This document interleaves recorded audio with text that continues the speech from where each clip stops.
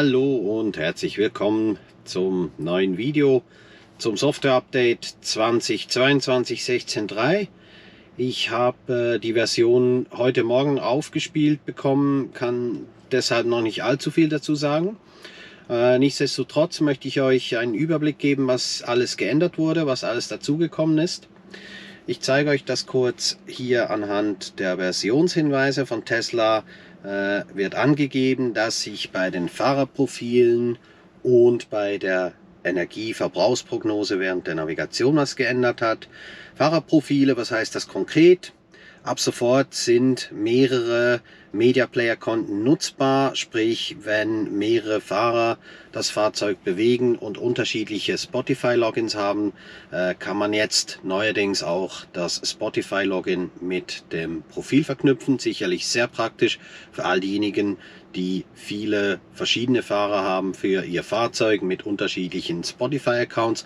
Für mich persönlich nicht so relevant. Ich nutze eher das Tesla Spotify-Login, da ich ansonsten nicht so der Spotify-User bin.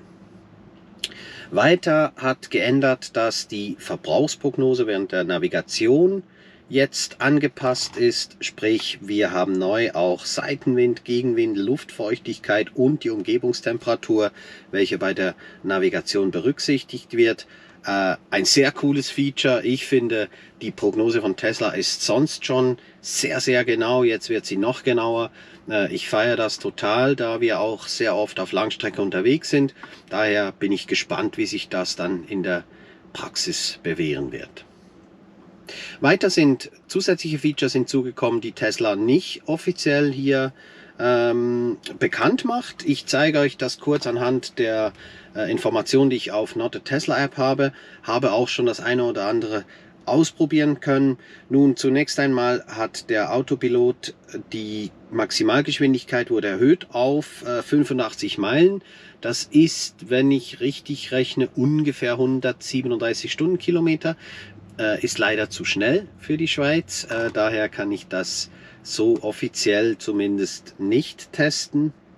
Dann wurde angepasst, dass nun, wenn ein Supercharger stark frequentiert ist und man auf der Route rein rechnerisch auch noch zu einem anderen Supercharger fahren könnte, wird die Route angepasst und man wird umgeroutet auf den nächsten nicht so stark belegten Supercharger. Finde ich ein extrem cooles Feature, gerade jetzt zur Ferienzeit sicherlich für den einen oder anderen relevant. Dann wurde angepasst, dass bei Navigate on Autopilot die Fork Initiation, das hat ja ziemliche Wellen geworfen. Ich persönlich bin nicht so stark betroffen oder überhaupt nicht betroffen, da ich den Autopiloten nur in der Basisversion habe. Das heißt, ich kann Navigate on Autopilot sowieso nicht nutzen. Von daher für mich keine Einschränkung. Kurz gesagt, da gibt es diverse Videos, die ihr auch auf YouTube findet.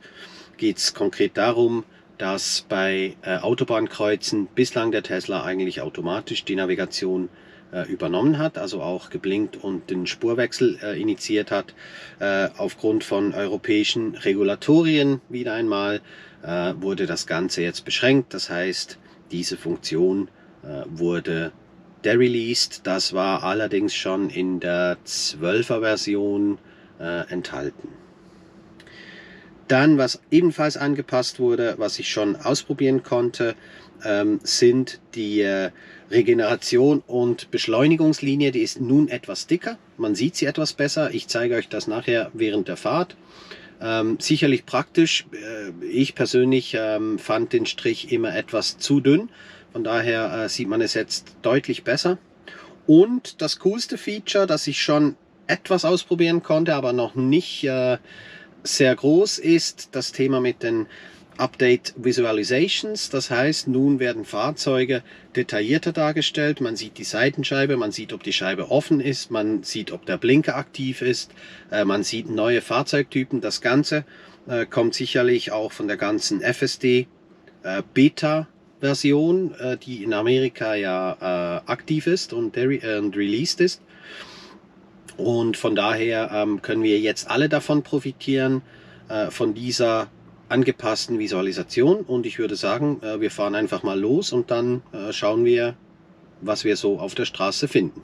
Viel Spaß!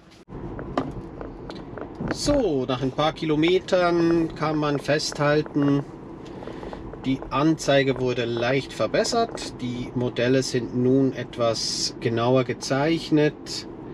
Allerdings das Blinken, wie angekündigt, das sehe ich nicht. Also der Wagen vor mir blinkt jetzt, aber in der Anzeige ist das Modell ohne Blinker.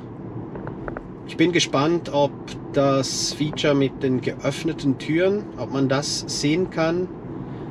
Ich habe jetzt noch kein Fahrzeug getroffen, wo die Tür offen war. Aber ich habe den Eindruck, dass auch die Scheiben jetzt einzeln angezeigt werden. Das sieht zumindest so aus, und auf dem Dach sieht man so eine kleine Finne. Soll das Ganze wahrscheinlich auch etwas plastischer wirken lassen. Ansonsten habe ich den Eindruck, dass die Anzeige etwas stabiler ist. Ich bin der Meinung, dass es früher etwas mehr shaky war. Also auch der Wagen vor mir wird sehr stabil angezeigt. Bislang hatte ich auch bei entgegenkommenden, jetzt ist er kurz ausgeblendet, vorhin hatte ich den Eindruck, dass es länger dauert, wo die Modelle angezeigt werden. In der früheren Version war es zeitweise nach 1-2 Sekunden bereits wieder weg, jetzt vorhin auch. Also von daher scheint sich da nicht allzu viel verändert zu haben, oder ist nur ein subjektiver Eindruck meinerseits.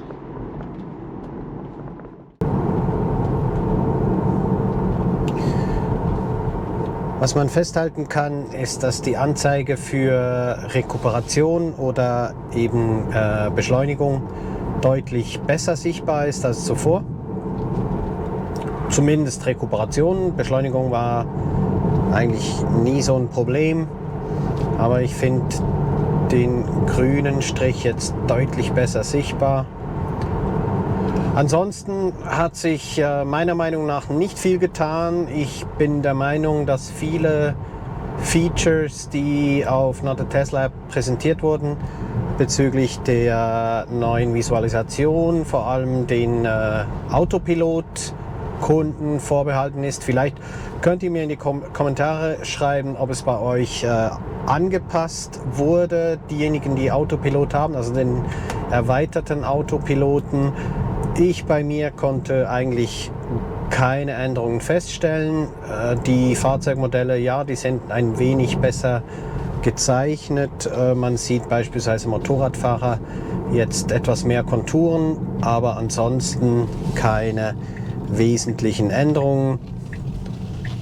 Ja, schreibt es mir unten rein in die Kommentare und ich bin gespannt, was eure Meinungen sind zum 2022 16.3 Software Update.